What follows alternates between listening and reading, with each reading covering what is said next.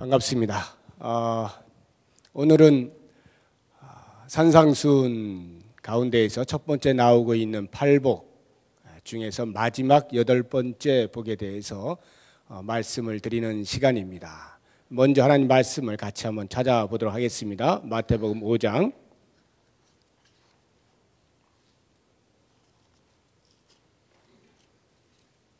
마태복음 5장 10절입니다.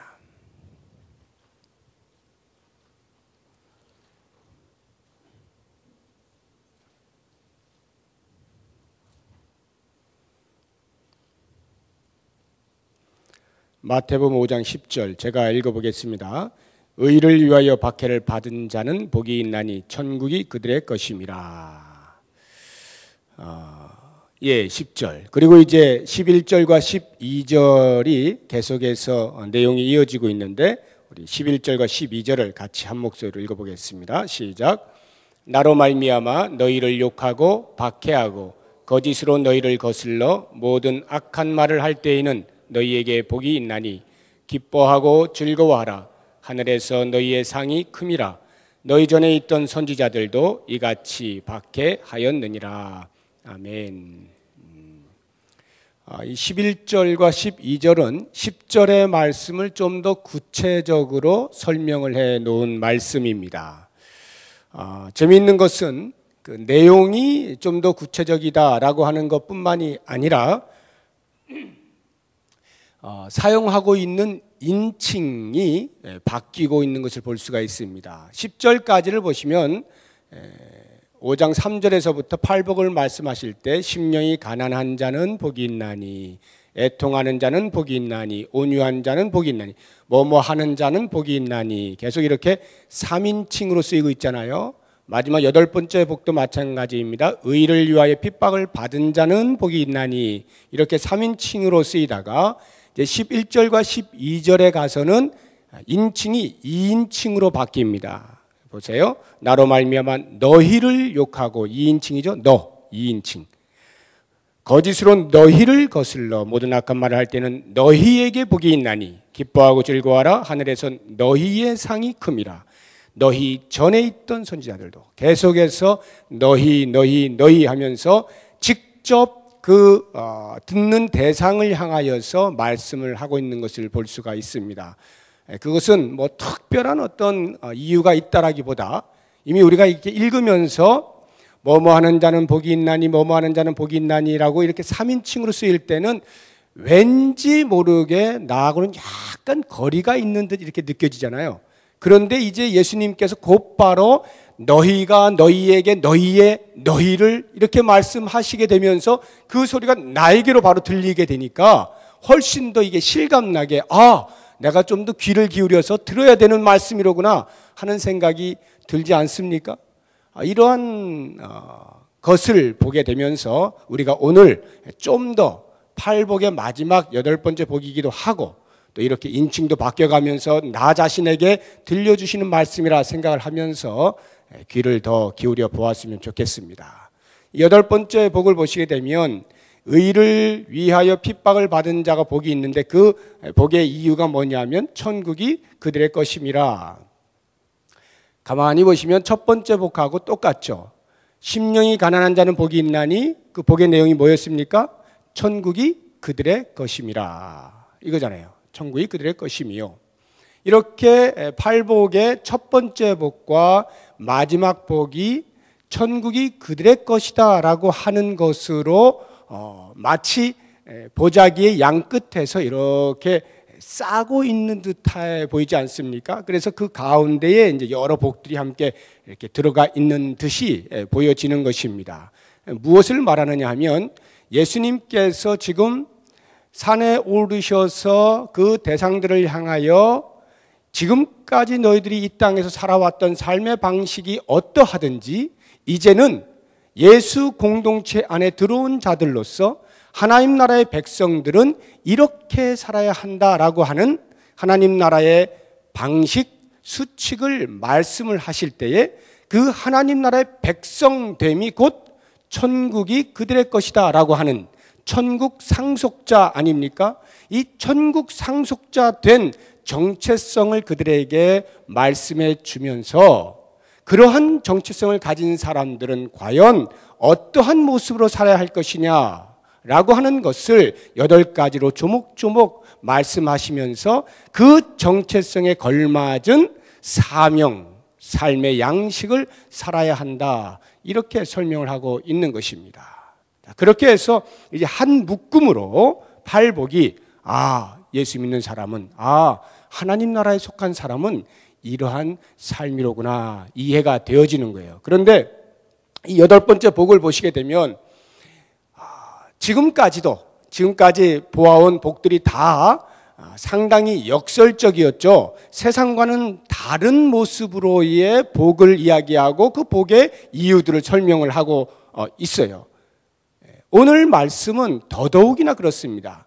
의를 위하여 핍박을 받은 자가 복이 있다라고 말씀을 하실 때에는 참 듣는 사람이 그렇게 유쾌하지가 않죠. 좀 걸끄럽지 않습니까?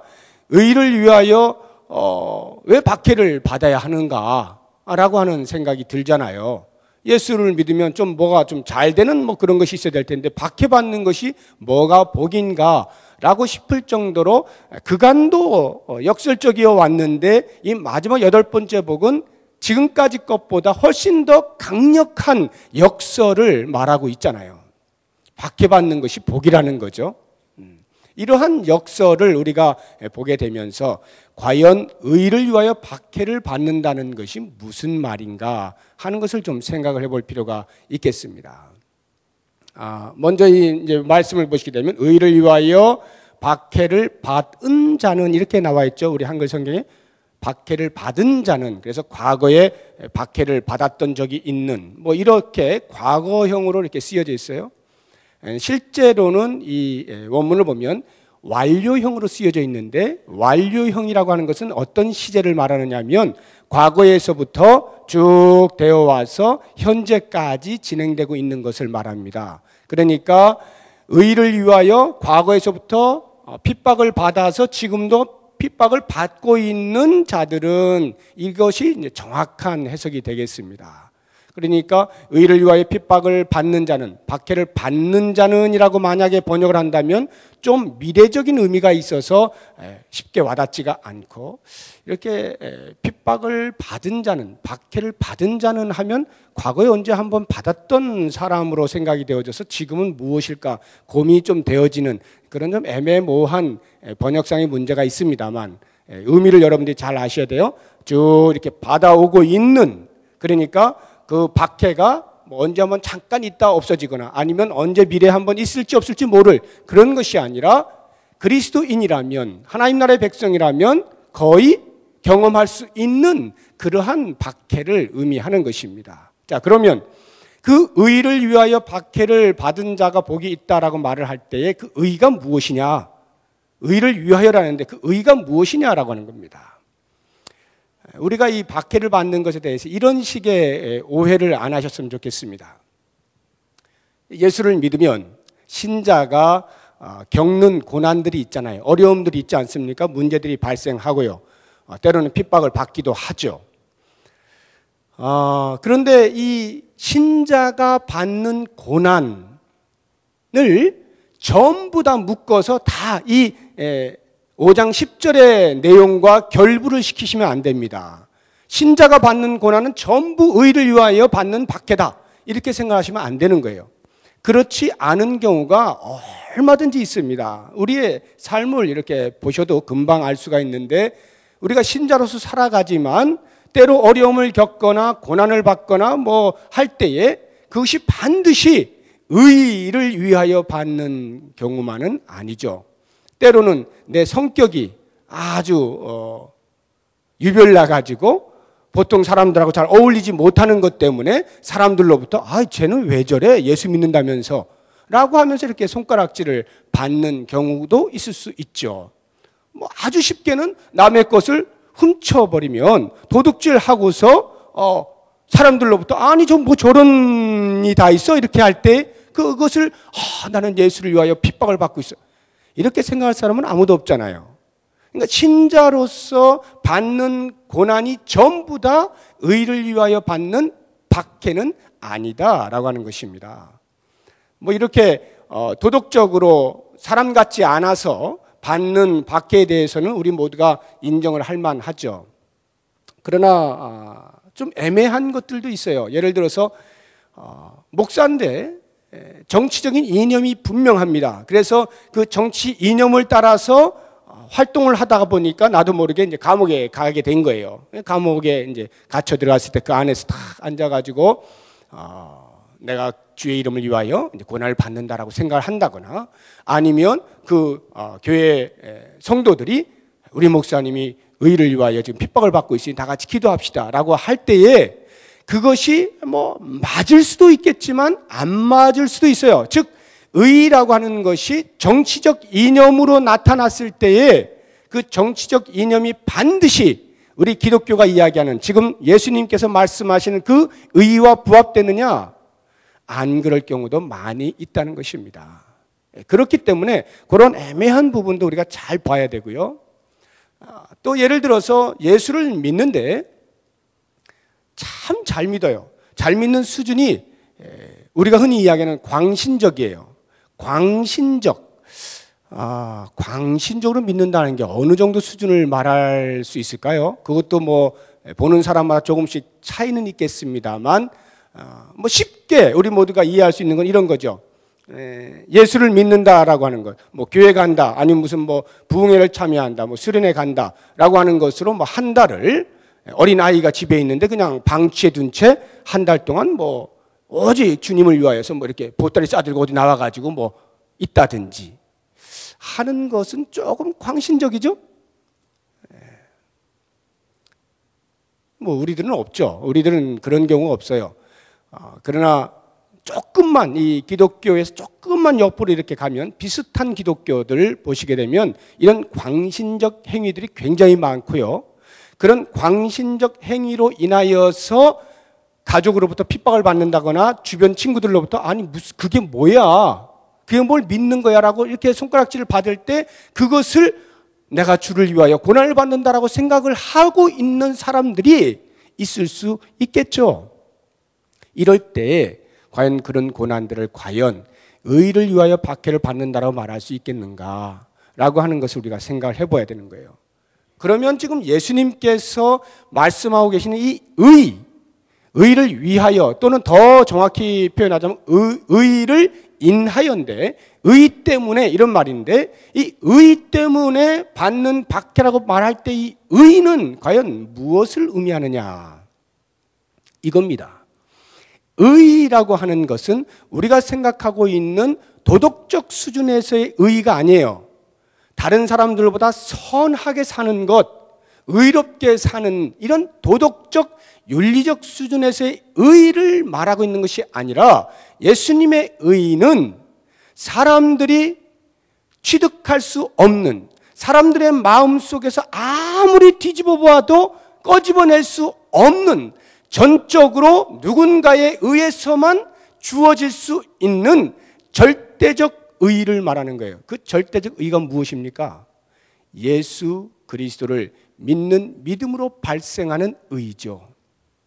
경건하지 아니할지라도 의롭다고 여기시는 이를 믿는 사람을 그 믿는 믿음 때문에 의롭다라고 해주시는 이 의, 절대적 의, 사람에게서는 찾을 수 없는 의, 사람의 마음속에서는 어떠한 요소도 발견할 수 없는 이 절대적 의를 가리켜 예수님께서 의를 인하여 또는 의를 위하여 박해를 받은 자가 복이 있다 말씀하는 거예요. 쉽게 이야기하면 예수 믿는 것 때문에 이런 말이에요. 예수 믿는 것 때문에, 또는 예수님처럼 살려다 보니까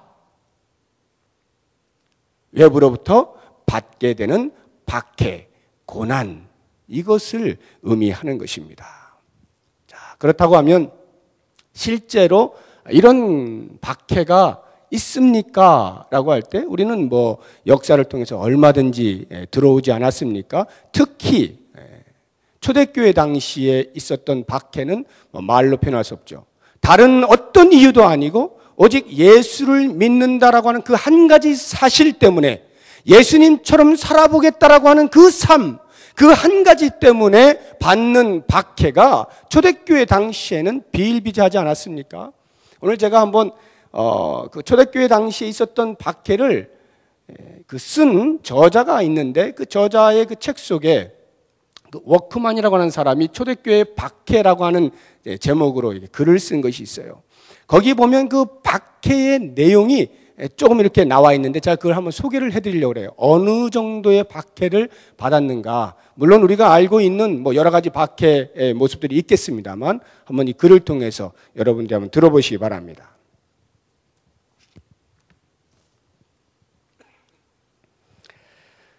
만약 우리가 엄격하게 역사적인 기록으로 남아있는 사례들만 제한하여 살펴본다 하더라도 박해의 야만적인 성격은 경악스러운 것이었습니다.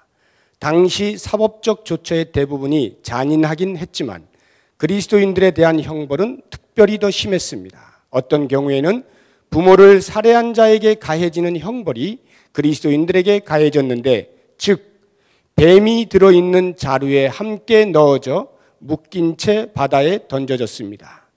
또 어떤 경우에는 큰 돌에 묶인 채 강물에 던져지기도 했습니다. 그리스도인들에게는 십자가형이 충분하지 않다는 생각이 퍼져 있었습니다. 그래서 그리스도인들은 나무에 매달린 채 뼈가 부서지도록 나무로 맞았습니다. 그러면서 상처에는 고통을 가중시키기 위하여 식초와 소금이 뿌려졌습니다. 테비아에서 디오클레티안의 박해 동안에 그리스도인들은 투석기에 결박된 채 사지가 모두 끊어지는 형벌을 받았습니다. ig나티우스 같은 사람은 야수에게 던져졌습니다. 또 어떤 사람들은 야수들의 뿔에 묶인 채 이리저리 끌려다니는 경우도 있었습니다. 여자들은 발가벗기운 채 그물에 갇힌 상태에서 사나운 황소의 공격을 받도록 방치되었습니다. 많은 사람들은 뾰족한 조개 껍질 위에 눕혀지는 형벌을 받았으며 화형을 당하기 전에 칼, 창, 송곳 등으로 고문을 당했습니다. 적지 않은 사람들이 마차 바퀴 사이에 묶여져 사지가 찢어졌으며 말들이 사방으로 잡아당기는 능지처참형을 당하기도 했습니다. 어떤 사람들은 발은 점점 불에 태우면서 머리에는 찬물을 붓기도 했는데, 형벌을 당하는 사람이 너무 빨리 죽지 않도록 그리하여 오랫동안 고통을 당하도록 하기 위해서이었습니다. 디오클레티안 황제의 하인 중 한 사람이었던 피터는 뼈가 보이기까지 채찍에 맞았으며 그 후 석쇠에 가까이 끌려가서 자기 몸에서 떨어져 나온 살이 타는 것을 당해야 했습니다. 리옹에서는 사람들이 비엔나의 상투스의 끈질긴 고집을 꺾기 위하여 그의 국부를 불로 지지기까지 했습니다. 사람들의 등에 불에 녹은 납을 붓기도 했습니다. 황제의 특별 사면에 은혜를 입은 소수의 사람만이 두 눈이 불에 지져진 채 석방되었다 합니다. 물론 사형을 당하기 전에 가해졌던 여러 가지 고문은 말할 나위도 없습니다. 이것이 초대교회 당시에 있었던 박해들 가운데 극히 일부분입니다. 이러한 박해들은 초대교회로 끝나지 않았죠. 역사를 이어오면서 계속하여 수없이 많은 박해들이 있었고, 우리나라에서도 불과 한 세기 안에 일제 치하에서 숱한 순교자들이 발생했습니다. 다른 아무 이유 없죠. 오직 예수를 믿는다 하는 그 한 가지 사실로만 이러한 박해들을 받게 된 것입니다. 물론 지금도 전 세계적으로 이러한 박해는 계속되고 있어요. 특히 북한이라든지 사우디아라비아 같은 이런 중동 지역의 그 이슬람 국가들, 그리고 베트남, 이런 데는 아주 손에 꼽는 박해 국가로 알려져 있습니다. 그렇다고 하면 왜 이러한 박해가 일어나는 것일까? 왜 예수를 믿는다는 그 한 가지 사실만으로 이러한 박해가 있는 것일까라는 궁금증이 생깁니다. 예수님께서는 그 제자들에게 이렇게 설명을 해주고 있습니다. 요한복음 15장을 다 같이 한번 찾아보시기 바랍니다. 요한복음 15장입니다.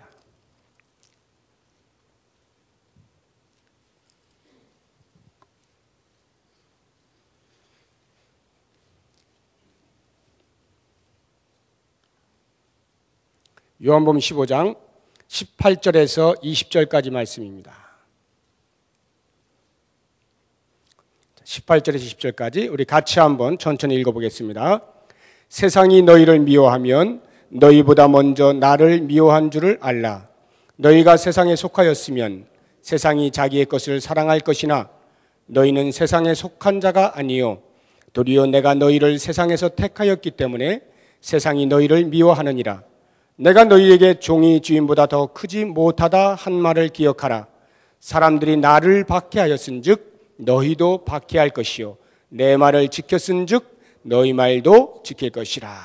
여기 예수님의 설명에 의하면 세상이 예수님을 박해하였기 때문에 예수님을 믿는 우리들도 박해한다라고 말씀을 하고 있어요. 덩달아 박해를 받게 된다는 것인데, 그렇다면 세상은 왜 예수님을 박해하는가? 이 부분을 좀 알 필요가 있어요. 왜 세상은 예수님을 박해하는가? 예수님께서 이 땅에 오셔서 세상을 괴롭혔는가? 세상에 대하여 부덕한 일을 행하였는가? 그렇지 않죠? 예수님이 오셔서 하신 일은 전부 옳은 일이었고 선한 일들 뿐이었습니다. 그런데 왜 이 세상이 그 선하신 예수님을 박해하는가? 이유는 딱 한 가지예요. 소속이 다르다는 것입니다. 소속이 달라요. 예수님은 빛 가운데 계시고 세상은 어둠 가운데 있는 것입니다. 예수님은 빛으로 이 세상에 오셨고 이 세상은 어둠으로 있었기 때문에 그 소속 자체가 다른 것으로 인하여 어둠은 견딜 수가 없는 것입니다. 아무리 빛이 어둠에 대하여 선한 일을 베푼다 할지라도 빛이라고 하는 그 존재 자체만으로 어둠은 싫어할 수밖에 없는 거예요. 왜 그런지 아세요? 예수님은 죄가 없으신 분으로 이 세상의 죄를 대속하기 위하여 오셨잖아요. 그래서 그 죄 때문에 십자가에 못 박히신 것 아닙니까? 그 일을 위하여 이 땅에 오시지 않았습니까? 그러니 예수님의 모든 사역은 다 무엇을 위하여 하고 계시는 것일까요? 죄를 없애는 일을 위하여. 인류는 다른 그 어떠한 것이 문제가 아니라, 먹을 것이 없어서가 아니라, 질병에 걸렸기 때문에가 아니라 마음에 있는 죄로 말미암아 영원히 죽는 이것이 가장 큰 문제다라고 말씀하시면서 예수님께서 그 죄의 문제를 해결하기 위하여 이 땅에 오셨고, 존재 그 자체가 죄를 싫어하는 것이 되다 보니까 죄 속에 거하는 어두움은 예수님을 자연히 배척할 수밖에 없는 거예요. 너무 미운 거예요. 너무나 싫은 것입니다. 자기들에 대하여 계속하여 죄인이라고 지적을 하고 있잖아요. 그러니까 얼마나 싫습니까? 바로 그러한 이유로 세상이 예수님을 박해할 때 우리들은 그 빛 가운데 소속된 자로 예수님께 속한 자이기 때문에 세상에 속하지 아니한 그 한 가지 이유로 인하여 우리는 세상으로부터 덩달아 박해를 받게 되는 것이다 라고 하는 것입니다. 이것이 예수님께서 우리에게 말씀해 주시는 의예요. 의, 절대적 의, 우리 인간 안에서 찾을 수 없는 그 의, 그 자체 때문에 받는 박해, 그러한 박해 가운데 있는 자가 복이 있다 말씀하고 있는 것입니다. 자, 그렇다고 하면 오늘날 우리 이 시대에 예수님을 믿는 것 때문에 고난을 받고 계시는 분 있습니까? 아니면 우리 교회가 이 사회에 대하여서 예수를 믿는다라고 하는 그 사실 때문에 손해를 보거나 미움을 받거나 박해를 받는 일이 있는가 한번 생각해 보십시오. 만약에 아무런 박해가 없이 이 세상과 교회가 또는 이 세상과 내가 한 신자로서 아무런 거리낌 없이 잘 살아가고 있다라고 하면 둘 중에 하나입니다. 하나는 빛된 내가 또는 빛된 교회가 그 빛을 환하게 비춤으로 주변이 그 어둠이 다 물러가는 것입니다. 전부 빛 가운데 나오게 되는 경우에 화평이 있을 수가 있겠습니다. 아무런 어려움 없이 같이 잘 지낼 수가 있겠어요. 만약에 그것이 아니라면, 빛으로 살고 있음에도 불구하고 어둠이 빛과 더불어서 아무런 거리낌 없이 살아가고 있다면 그것은 내가 빛으로 살고 있는 것처럼 착각을 하고 있는 것이에요. 빛은 빛인데 빛을 잃어버린 빛입니다. 그러니까 어둠이 보고 별로 빛이 안 나거든요. 어둠같이 생겼거든요. 너 나하고 친구구나. 거리낌이 없어요. 부담감이 없어요. 친구 같은 거예요. 적대감이 없습니다. 그러니까 굳이 밀어낼 이유가 없죠. 너 왜 이렇게 내 옆에 와가지고 나를 이렇게 확 비추는 거야? 거리끼는 게 없어요. 그냥 서로 이렇게 둥글둥글 같이 컴컴하니까 살만하거든요. 밀어내지를 않습니다. 그렇게 만약에 내가 존재하고 있다면, 그렇게 만약에 이 사회에 대하여 교회가 존재하고 있다면 그 신자, 그 교회는 의에 대하여 합당한 삶을 사는 것이 아닙니다. 자, 그렇게 볼 때에 오늘날 우리들이 이런 생각을 하기가 쉽습니다. 요즘 예를 들어서 교회들이 좀 욕을 먹는다라고 하면 보통 무엇 때문에 욕 먹습니까?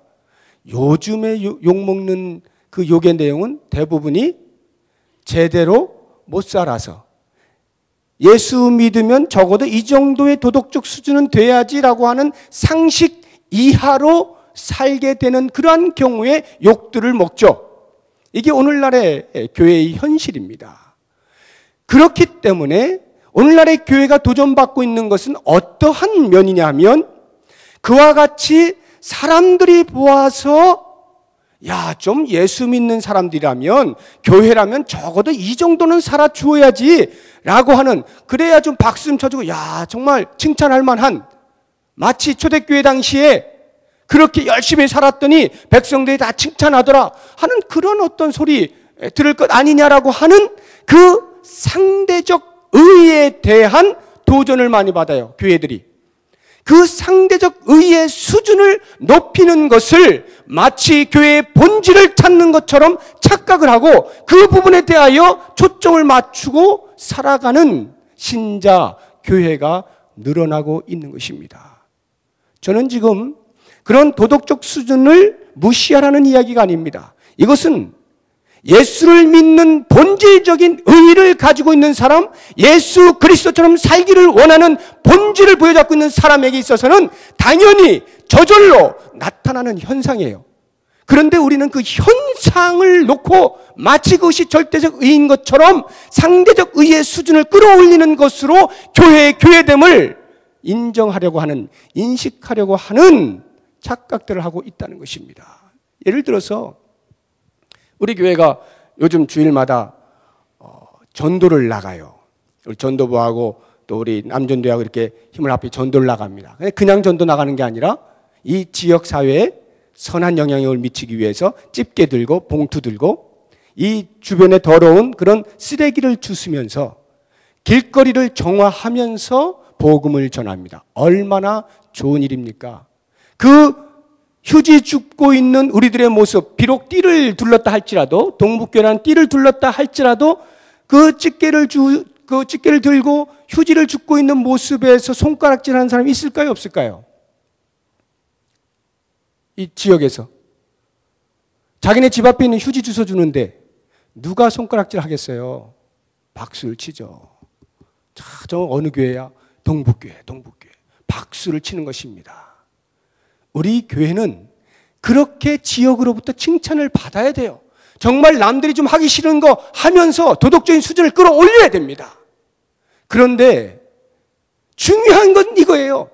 그렇게 교회가 그러한 사회로부터 칭찬을 받는 상대적인 도덕의 수준을 끌어올리는 것을 본질로 착각을 하고 거기에 초점을 맞춰서 나아갈 때에 정말 우리가 부여잡아야 할 절대의, 예수 그리스도를 믿음으로 말미암아서만 인간에게 주어지는 이 절대 의의는 놓친 채 그냥 도덕의 교회로, 도덕적 신자로 흘러가게 되는 오류를 범하게 된다는 것입니다.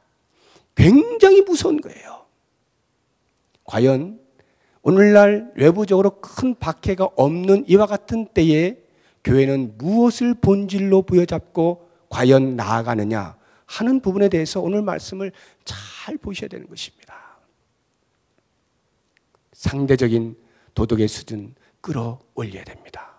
우리는 그렇게 살아가야 할 사람들이에요. 그러나 거기에 머물러 있으면 우리는 사람들에게 칭찬은 받을 수 있을런지 몰라도 생명은 없는 겁니다. 생명은 전하지 못해요. 도덕적 수준으로 다른 사람들보다 나은 상대적 삶에 대한 박수는 받을 수 있을런지 몰라도 그들에게 죽어있는 심령을 향하여 생명을 전할 수는 없는 거예요. 그냥 어떻게 이렇게 착한 일 하세요? 우리 교회 다녀요. 그 정도로는 생명이 전달되지 않습니다. 생명이란 나와 당신은 본질적으로 다릅니다. 빛과 어둠입니다. 빛으로 나오셔야만 살 수 있습니다. 이 사실을 놓친 채 비스무리하게 칭찬받으면서 적당히 가면 잠깐은 버틸 수 있을지 몰라도 생명은 결핍되어진 교회다. 생명이 없는 신자의 모습이다 하는 것을 꼭 기억해야 됩니다. 그러므로 제가 지금 이렇게 말씀을 드리는 것은 그러면 반드시 우리가 예수 잘 믿느냐라고 하는 것을 나타내기 위해서는 그것을 스스로 자증하기 위해서는 언제나 내가 박해를 받아야만 되는 것이냐? 꼭 그렇게 제가 말씀드리는 것은 아니에요. 언제나 박해를 받아야만 되는가? 아닐 수도 있겠죠. 그러나 대부분은 의를 인하여 박해를 받게 되어 있습니다. 대부분은. 오늘날 같은 경우에 초대교회와 같은 순교를 불사하는 그런 외부의 어떤 육체적인 그런 박해는 없다 할지라도 여전히 예수 믿는 것 때문에 또는 예수님처럼 살고자 하는 몸부림 때문에 그 자체로 박해받는 일들은 너무나 많이 있을 수 있습니다. 우리가 그것을 희석시키고 있어서 몰라서 그렇죠. 가만히 생각해 보세요. 여러분 혹시 여기 선생님 계시면은 요즘은 많이 줄어들었습니다만 얼마 전까지만 해도 촌지 받는 일이 이렇게 일상화되었을 때를 한번 생각해 보세요. 촌지 다 받는데 어느 한 그리스도인 선생님이 내 그리스도인의 양심상 도저히 촌지 못 받겠다 하고 안 받아보세요. 어떻게 되겠어요? 다른 선생님들로부터 몰매 맞죠? 몰매 맞아요. 네 혼자 잘났냐? 몰매 맞습니다. 모든 사람들이 사업을 할 때 당연히 거래하는 거래처와 로비 활동을 하는 것이죠. 이게 당연한데 신앙 양심상 도저히 그렇게 못하겠다. 오직 주님만 붙잡고 주님이 살리시든지 죽이시든지 먹이시든지 굶기시든지 주님만 붙잡고 정직하게 하겠다라고 해서 로비 활동 안 하면 어떻게 돼요? 그 바닥에서 박해받습니다. 박해받아요. 예수님처럼 살겠다라고 하는 그 자체만으로 박해받을 일이 얼마나 많이 있는지 몰라요. 그런데 그런 것이 저는 없는데요. 없다는 것은 전부 예수 믿는 사람이든지 주변이 아니면 적당히 살고 있든지 둘 중에 하나란 말입니다. 그런 면에서 오늘 예수님께서 말씀하고 계시는 이 의를 위하여 박해를 받은 자의 복에 대해서 다시 한번 우리가 깊이 생각을 할 필요가 있고, 그렇게 만약 여러분들이 이제 말씀을 통해서 도전을 받고 작정을 하고 예수 믿는 믿음, 예수님처럼 사는 삶, 그것 때문에 혹시 내가 손해를 보거나 어려움을 겪거나 고난을 당하거나 심지어는 외부로부터 박해를 받거나 억압을 당하는 일이 생길 때, 그때 이제 여러분들은 그 다음을 생각하시면 됩니다. 의를 위하여 박해를 받은 자는 복이 있나니 천국이 그들의 것입니다. 첫째는 천국의 상속자가 된다라고 하는 이 놀라운 사실 때문에 그 박해를 견딜만 하다라고 하는 것이고, 두 번째로 예수님께서 다시 부연하여 설명하시면서 그러한 박해를 받거든 기죽지 말고 굴복되지 말고 오히려 기뻐하고 즐거워하라. 너희의 상이 하늘에서 큼이라. 이렇게 말씀을 해주시고 계세요. 그런 박해를 받으시거든, 그런 어려움을 당하시거든 여러분 기뻐하십시오. 내가 그리스도로 인하여서 그 그리스도에 속한 자로 증명되고 있는 것에 대하여 기뻐하십시오. 그러나 그 기쁨만이 아니라 하늘에서 하나님께서 그렇게 그리스도의 이름 때문에 박해받는 자를 위하여 예비해 놓으신 놀라운 상이 크다라고 하는 사실을 기억하시고 기뻐하시라는 것이에요. 상 받을 것을 생각하시고 기뻐하십시오.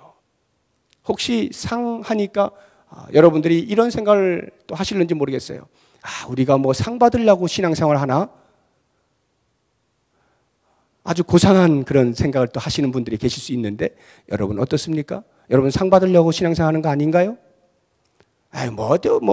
하늘에서 뭐가 있든지 뭐 상관있어. 내가 지금 여기서 그냥 순수하게 믿으면 되지. 그렇습니까? 그건 새빨간 거짓말입니다. 뭘 순수하게 믿습니까?